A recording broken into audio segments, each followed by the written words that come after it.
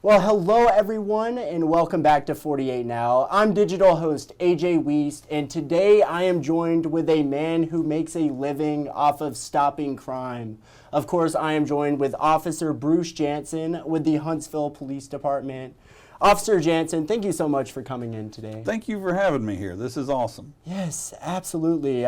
First, for anyone who's watching at home right now, talk about really what your day-to-day is like. I'd imagine you stay super busy all the time. And what is it like being a police officer? Well, so I've been a police officer for 20 years with the city of Huntsville, and you are busy day to day. Right.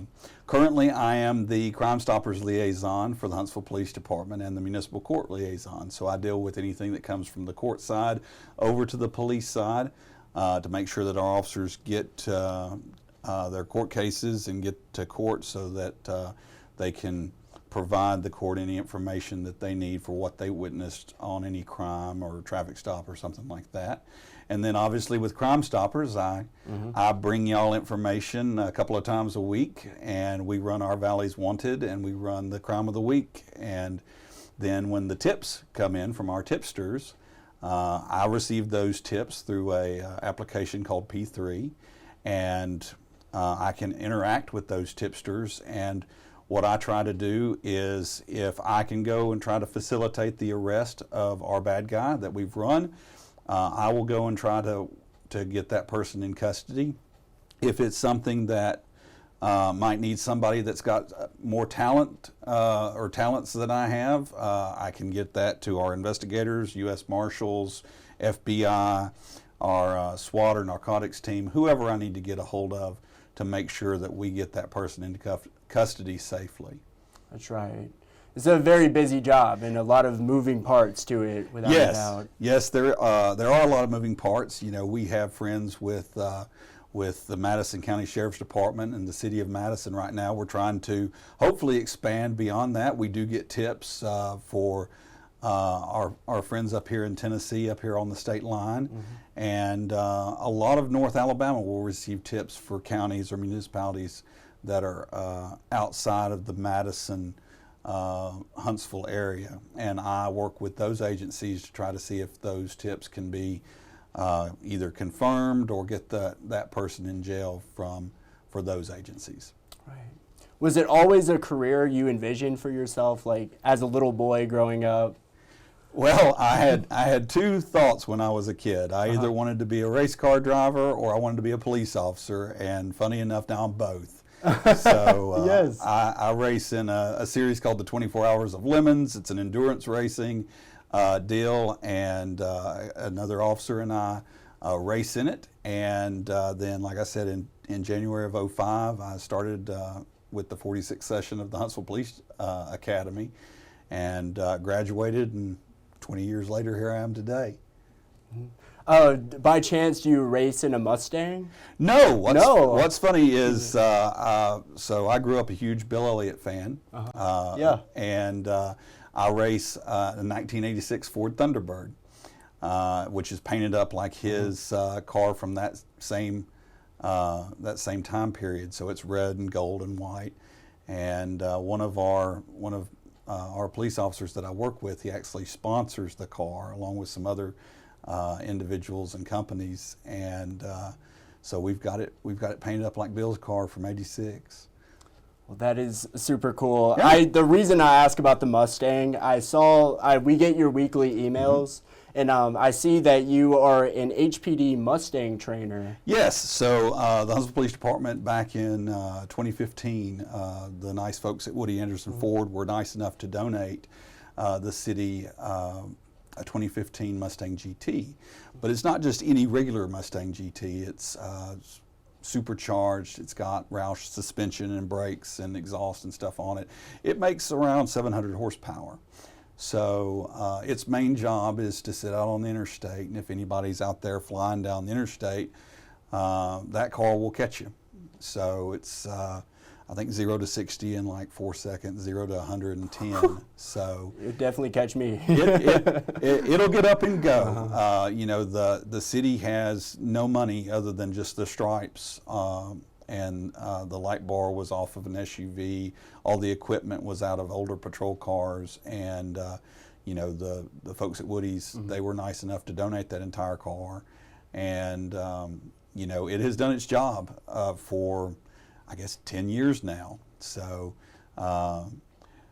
I mean, we'd always love another one, just in case, you know, you're out there listening. We'll be glad to have another one donated. But that car has been excellent, and it has caught many people speeding, and probably saved a good number of lives by catching those people and slowing them down. Yes, absolutely, and that's great to hear. You began your career here in Huntsville back in 2005. Yep. Talk about those early days and like when you first started at the academy or with the police department. Oh, wow. What are some things you had to kind of learn that kind of propelled your career forward?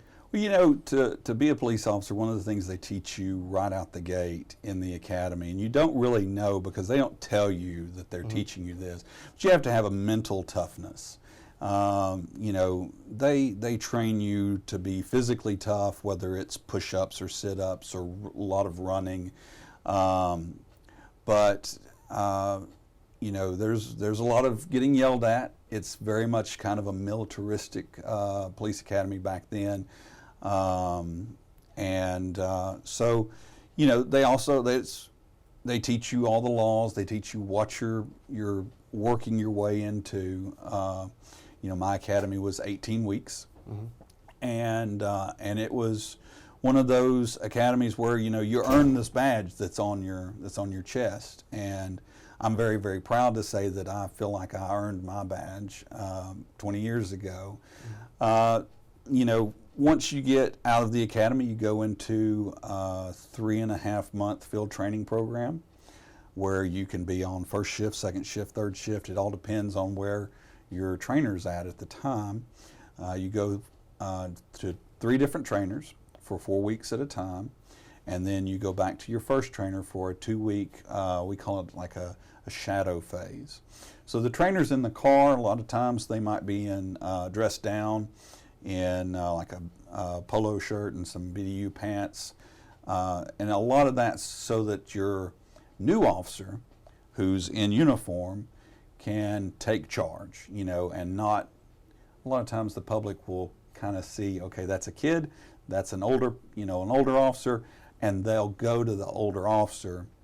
But if you dress down and not in a uniform, a lot of times they're kind of forced to go to that younger officer.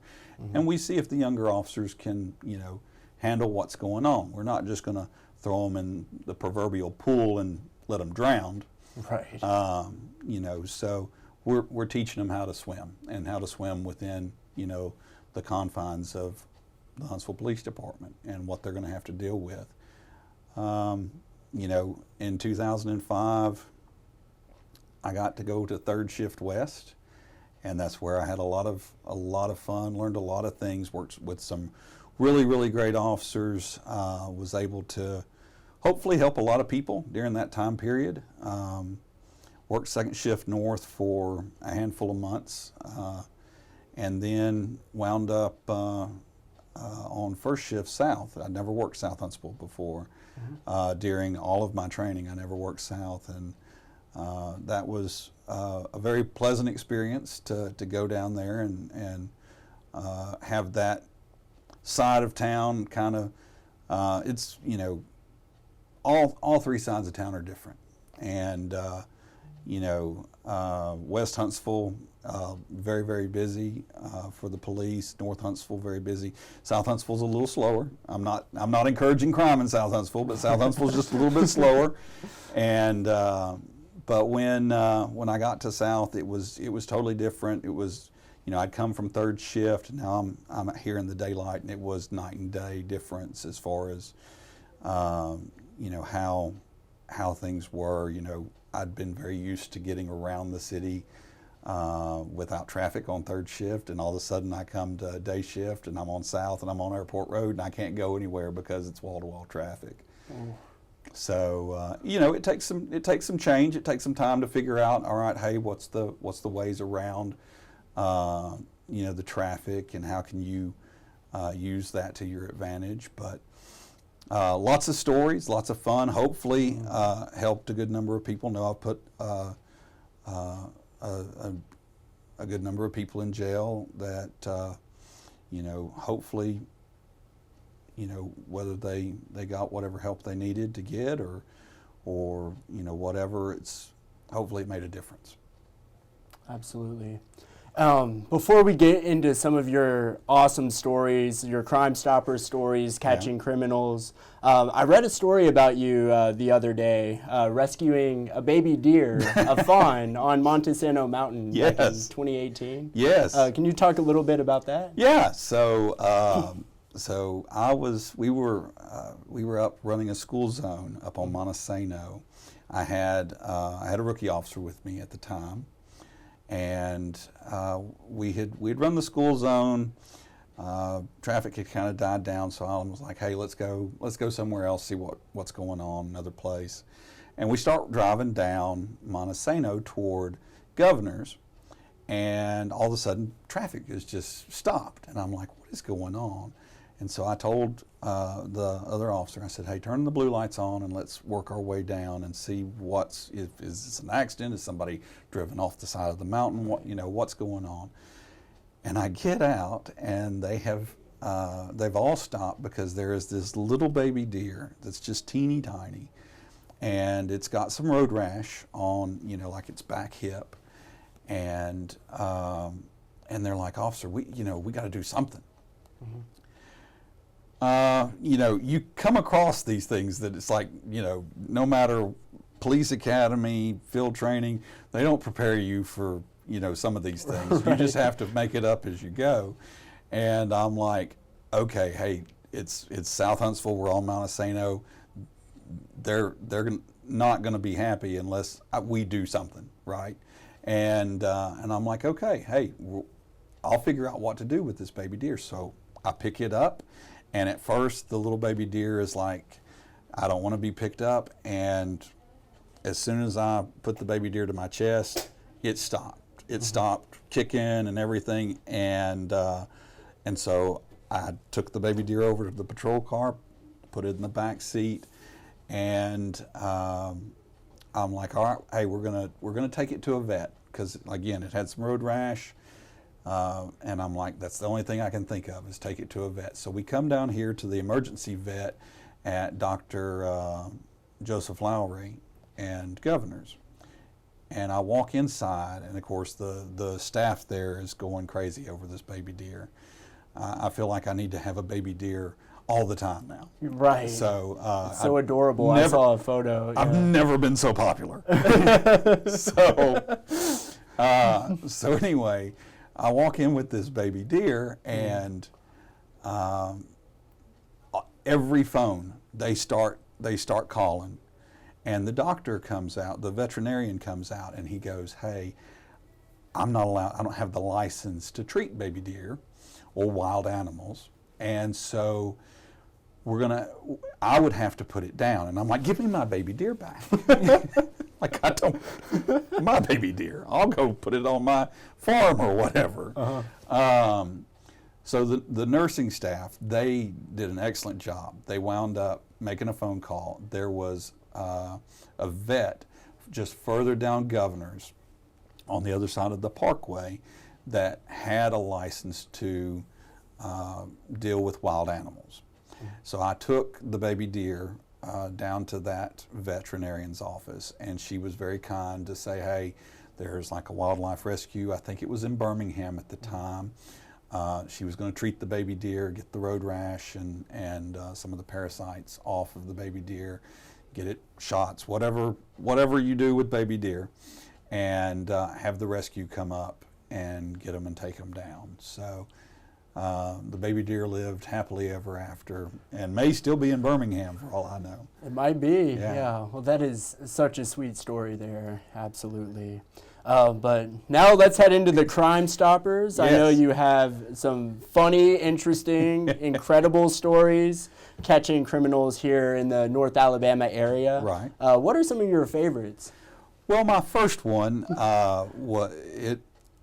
so I started back in August, and I trained under the former coordinator, who was with me at this time, and we got a tip in on a young lady who had thrown out some items. I think it was southbound or northbound. I can't remember which way it was, but it was on, I think, Research Park, and throwing stuff out of her car, and wound up, the stuff that she threw out wound up causing thousands of dollars worth of damage to this other person's car. Well, we had run her on our Valley's Wanted that week, and I'm sitting in the office, and all of a sudden here's a tip on the P3 system. And it's, hey, the girl that you're looking for criminal mischief, guess what? She's at this location right now and should be there until like whatever time in the afternoon. And you thought I'd never arrested somebody before in my life. I was so excited. So I look at the former coordinator and I'm like, hey, can I go? And he's like, yeah. And I'm about to turn into that cartoon character where there's just, the fire is just on the floor from where I'm going so fast. Well, he's like, hey, go make sure her warrant is still over in records. And I'm like, that's a good idea. Let me do that. So I go over to records, and I find the warrant, and I put it out, and I said, hey, I'm going to go try to serve this. And then I go flying out to my patrol car. I had to drive through the city of Madison to get to where this young lady worked. And when I get there, her place of business, the doors were locked, and I went to go to a secondary door, and she wound up opening the door for me. And I knew it was her, and I was just like, what do I do, right? Right. Do I just go, gotcha? And but I didn't. I said, hey, is there like a supervisor or somebody that I can talk to? And I walked up to the desk, and when I walked up to the desk, the clerk was very, very kind. She was part-time, and she goes, and I said, hey, is there like a boss person here? And she then turns to the girl that I'm looking for, who had let me in, and goes, I'm part-time. She's the only full-time person here right now. You can talk to her. And I go, hey, what's your name? And she tells me, and I'm like, well, you're who I'm here for. And she's like, what? And I'm like, yeah, you've got a warrant for your arrest, and I'm going to need you to come with me. And she was like, I have a warrant? And I said, yes. And now, here's my thing, is that I know, a lot of times people are not expecting the police. Nobody wants police contact. And I know that at times it can be jarring or scary. Look, I get it. And here's the thing, is that I'm not there to scare you or anything. Obviously, I have a job to do, but I'm not going to just come and grab you and, put you in handcuffs and walk you out. I am very, very, I try my best to be very, very aware of how this affects people. And so, if, hey, look, I've just surprised you at work. So she's like, can I call my grandma and let my grandma know? Yes. Hey, do you know how much my bond is? Yes, I do. It's this much. And I'm like, hey, do you have a car? She's like, yes, I do. I'm like, okay, hey, get anything that you need, like a driver's license or your cell phone or whatever out of it that we need to take with you, and then make sure it's locked. So I try to make sure that anybody that I get a tip on and go and find, that I get them taken care of. Everybody makes mistakes. Some of those mistakes lead into, hey, you've got a warrant for your arrest, and you're going to have to either plead guilty, not guilty, defend yourself in court. By getting you in jail, that then provides you a court date, and that gives you that opportunity to go, hey, I did this and I'm sorry, and the judge rules, or hey, I didn't do this and here's my proof of I didn't do this, and then the judge rules. Right. So I always try to take that into consideration. I mean, even though I am dealing with felony warrants, this young lady, walked her out of her office, put her in the back of my car, got the handcuffs on her after I got her sitting in my car. That way she's not walking out in front of everybody. And that's how I prefer to do it. That's not how it's always, you're not always able to do that. Mm-hmm. A lot of that situation depends on the person and how they act. But with that one, it was memorable because it was the very first one that I got to do for Crimestoppers. Right. And you always remember the first one, right? For sure. So, since then, I remember we had a gentleman. He was a sex offender, mm-hmm. And we were looking for him. I think we were looking for him for a while, and one of my officers came to me in my office and said, "Hey, I think I know this guy. I've seen him at the park. He's got a bearded dragon." And I'm like, "Wait a minute, what?"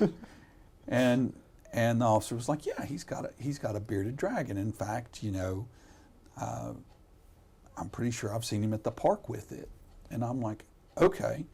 Well, because I hadn't run him yet, mm-hmm. And so I sent it to y'all. And again, being new at Crimestoppers, I'm like, I don't know what they can and can't say, but I'm going to throw it in there. And if they can, that's great. And if not, okay.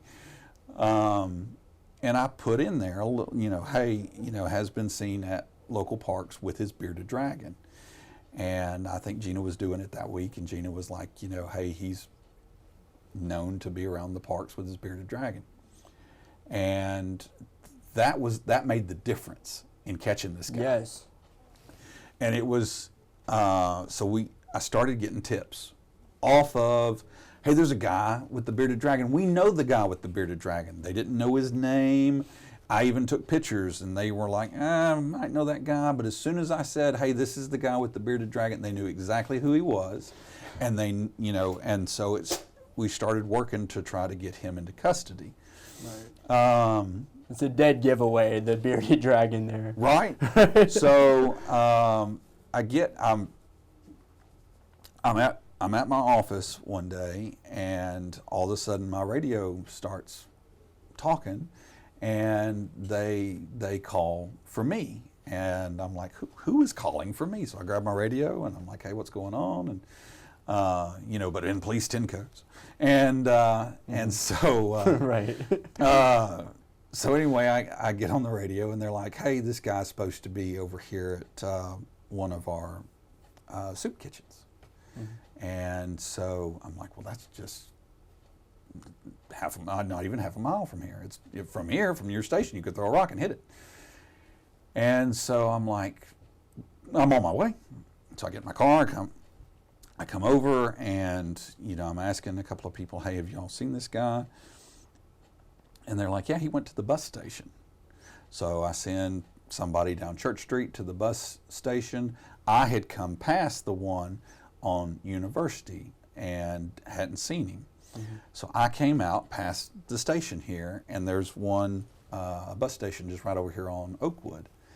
And I pull up, and plain as day, he's sitting right there. And I'm just like, I'm smiling. I get out, and I go, hey, what's your name? And he's like, and I said, don't lie, tell me your name, because I already know who you are. Mm-hmm. And got him in custody, asked him, hey man, where's your bearded dragon? And he had a friend watching after his bearded dragon, so his bearded dragon was okay, but it wasn't with him when he got arrested. But got him successfully into custody, and it was, again, by the help of a tipster who I don't remember, both stories, both tipsters got paid. I don't remember exactly how much they got paid, but they both got paid. Right. And that was cool because, hey, we got a bad guy in jail on both cases, which means that a victim, whether the victim's the state of Alabama or, an actual person or whatever the case may be, a victim, hey, they got their person's in jail, and now they have an opportunity to, whether it's restitution or whatever in court, or get their property back or whatever the case may be. So, it was fun. It was good. Yeah. It's interesting, like, the day you arrested him, he didn't have his bearded dragon with him, and that was the telltale sign. Right. I'm amazed you recognized him, or the tipster recognized him without the dragon. Right. Well, I had looked at his picture so much that, I think he had grown maybe a little bit of a beard or had a 5 o'clock shadow, but other than that, I mean, it was him, and at that bus station, and I knew it as soon as I pulled up. But I was expecting there to be a bearded dragon as well, so like hanging on his shoulder like a parrot or something. But no, it wasn't. He didn't have it with him. But again, that was like that little bit of information was what got people going. Like, wait a minute, we know who that is, and we know where he is. So, and again, if it hadn't been for that officer coming and saying, hey, I know this guy goes to the park with this bearded dragon, I would have never known, and we might have run him, and nobody may have ever gotten a tip. Right. So every detail counts, for sure. Yeah, it does. Talk a bit about Huntsville area Crimestoppers, or just Crimestoppers in general, for anyone who's watching who might not know. It's a nationwide program. Viewers can win a cash prize for submitting tips, and it leads to the arrest. Yep. Take me through a bit of the logistics. So, I get people because it's up to $1,000 here in Huntsville. And the tipster will be like, "Where's my $1,000?" And I'm like, "Hey, no, it's up to $1,000." So there is a reward scale that was provided by Crimestoppers USA. We use that reward scale to determine what a reward will be. So when a tipster sends in a tip, I will then figure out, okay, again, is this something that I can go work on, or is this something that I need people with more resources than just me to go after? Is this person in another jurisdiction that I can't get to? So I work with that, but once we get to the arrest stage, and that tipster, the first tipster whose tip led to the arrest, then I start working on the reward. I'll notify them through the P3 system, hey, look, your tip paid off. You are eligible for a reward. There are tipsters that they will send in tips and they're not interested in the reward. They're just interested in getting whatever, whether it's a bad guy or crime that's going on in their area, off the street or out of their neighborhoods. So once I get the reward figured out, again, it's a point scale, I'll take that to the board of directors for Huntsville Area Crimestoppers. We actually have a meeting coming up next week, and so I'll take all of my tipsters whose tips have paid off into an arrest or identifying one of our Valley's or Crime of the Week people. I'll take that to the board. The board then reviews the tipsters' reward details, and I give them information on how each one was arrested, how each bad guy was arrested off of the tip. And then once it's all said and done, they will either approve or disapprove the reward. And once awards are approved, what we do is then we will now pay out our tipsters the next month. So the reason we do that is it gives our tipsters a month to, whether it's set up transportation or whatever they need, to make sure that they get an opportunity to pick up their reward. The tipsters, we've got it now where it's a 30-minute window. I will send out a date, a time, and a location to the tipsters. We only pay tipster numbers. So let's just say, for example, you are a tipster. I would make sure that you're provided with your tipster number, and it's only for you. It will never be used again. So, like, hey, we're here at Channel 48, so it's 48A is your tipster number. And tipster numbers are not that short, but just for example. Right. So what would happen is I give you the day, the time, the location, the 30-minute window. I will have a board member present with me in my patrol car, which I will tell you, hey, look, this is my patrol car number. This is where we're going to be. Come to my driver's window, and we, Huntsville Area Crimestoppers, only pay tipster numbers. We don't pay individuals. So if you come up and you're like, hey, I sit there and gave you the tip on John Doe, you're not getting any money. But if you walk up to my driver's window of my patrol car and you're like, 48A, whether it's verbal or handwritten, guess what? You're going to get an envelope with 48A written on it, and your cash reward is in that envelope. So that's how we pay out our tipsters. We try to change our location that way that we're not in the same location every time. We'll change up our 30-minute time window too, just so nobody tries to. Well, if you come and try to rob a police officer in a patrol car, you're probably going to be put on Crimestoppers. I could imagine so. So, what are some of the more infamous cases that Crimestoppers has helped solve? Ooh, that's a great question. That right now, oh my goodness.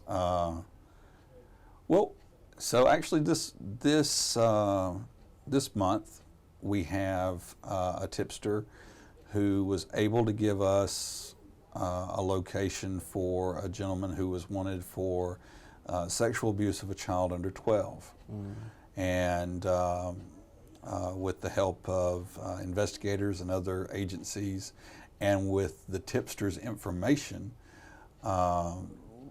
we were able to get that guy into custody, and he was not here in Huntsville. And that one to me was pretty big. We had, I received a tip out of Mississippi. There was a young lady who was wanted for some sort of, I believe, child abuse out of Mississippi. And the best part of this was I was on a cruise ship at the time. So I'm in the Atlantic heading towards San Juan, and I get a tip on my phone saying, hey, this young lady is at this location here in Huntsville.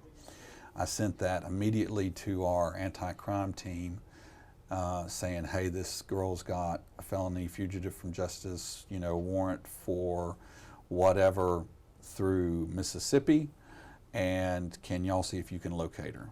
And that tipster's information panned out, and they got that young lady into custody that same day.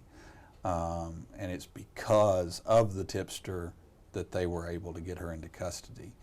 And it tickles me because, again, I'm on a ship, Right. on a cruise, and but it worked out and it paid off. The tipster got paid, and the young lady went to jail and then got extradited from here to Mississippi. So I think she had some charges with us as well, other than just the fugitive from justice that she got charged with to hold her for Mississippi to come get her.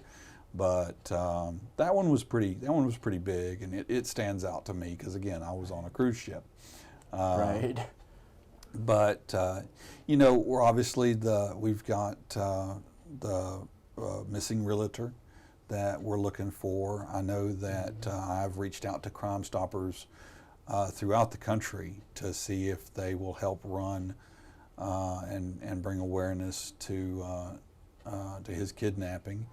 And I believe it's 5 individuals that we're looking for. Yes. In relation to that, hopefully, I know that y'all have run the Hobbs Island murder. a couple of times for me, or for Crimestoppers. And I think that we got a tip some months ago on that one. And if you're the tipster, please tip again. I've got you will remain anonymous whether you're tipping on a murder or a criminal mischief. You always will remain anonymous. So all of our calls to 53 Crime go straight to a call center, so they're always getting answered. No longer is there like an answering machine or anything. All of our calls get answered now. Your information as far as your tip will go into that P3 system. Once it goes into there, I get notified through email, and then I start working on it, doing whatever I need to do with it, whether it's get it to, again, somebody that is, whether it's out of our jurisdiction, FBI, Marshals, JTTF or JTFF or TTF or whatever it is, but whoever it is that needs to get it, even if it's something that I can do, I try to make sure that we get it done and get it done as fast as possible. How does it feel, like, going back to kind of like the people you found for child abuse and sexual abuse? How does it feel for you to, like, get those people off the streets? Obviously those crimes are crimes against a person, and my heart just is broken for whoever the victims are that had to endure those crimes. And to get those individuals off the street, to get them into jail, and from there whatever help that they can receive or need to receive, it feels very good, because in the grand scheme of things, my job is to try to keep the public as safe as possible. Whether it was on patrol or here as the Crimestoppers coordinator, I'm trying my best to keep our friends and family safe. Right, absolutely. And I know your job is very dangerous. You sometimes get a lot of hate, unnecessary hate from people in the community. Do you ever get nervous, like, going into like a scene, or like uncomfortable, I guess, like working in your day-to-day or your 9 to 5? I will say this: the city of Huntsville is very, very good with the amount of training that they provide. We have our own police academy. They have a very, very high standard of what they expect, and I've always tried to live up to it. It's hard sometimes. Right. Obviously, the job is difficult. It's a roller coaster, kind of like any job. But a lot of times when you're going into stuff that you don't really know what is, or maybe you have an idea of what it could be, because of the training that we've received, you're focused on your training. You're focused on, hey, okay, I've got to do X, Y, and Z, and as long as you focus on that, then you get nervous after the fact. Right. It's like, oh wow, we just did that, kind of like, and we survived. But because in the moment it's like fight or flight. Yes. Adrenaline. Right. And all the things, and whether it's techniques or whatever that they teach you here at the police department, they teach it to you at a high standard, and they expect you to perform at a high standard, and so and the public should expect us to be at a high standard. So it's one of those deals where, again, after the fact, you're just kind of like, wow, that just happened, but when you're dealing with it, you're focused on the mission at hand, right? So whether that's negotiating with somebody, or hey, there's a raccoon on a light pole, and what am I going to do with it? So Right. You mentioned the missing realtor, Ronald DeMaw Jr. Yeah. Are there any other cold cases kind of still pending that kind of keeps you up at night? So I know that the city has cold cases. I'm not familiar with what all they are. I know that I'm working on getting with our investigators, hopefully to start doing a segment maybe similar to this, where they can bring you information on cold cases that are that they're working and trying to get the public to come forward and maybe give them something that they haven't thought about or haven't had as far as a lead or a tip or anything. So, and I'm hoping to be able to do that through Crimestoppers here in the near future, because I mean there are people out there that, you know, they want their crime solved, and they deserve to have their crime solved, and if you have any information that can help with that, we hope and pray that you'll bring it forward, so that you know, whether it actually puts somebody in jail or just brings some peace to a person or some families, that's a big deal. It is, So. absolutely. For anyone watching at home, maybe younger people watching at home who would like to be a police officer one day, what's some tips or advice you would give them? So you can go to the Huntsville city website and get on the police side of it. There's the police department obviously has to hold all of us to state standards. So, you know, if you're close to the age of 21 or older and you're interested, then I would encourage you to start running, because one of the things that you have to do is you have to pass the physical agility test. That test is not prorated for age or anything. It is 1.5 miles in 15 minutes and 28 seconds. And you know, you have to be able to do so many push-ups, so many sit-ups, all within a minute's time, run an obstacle course. You know, those are basic things to get you ready for the police academy.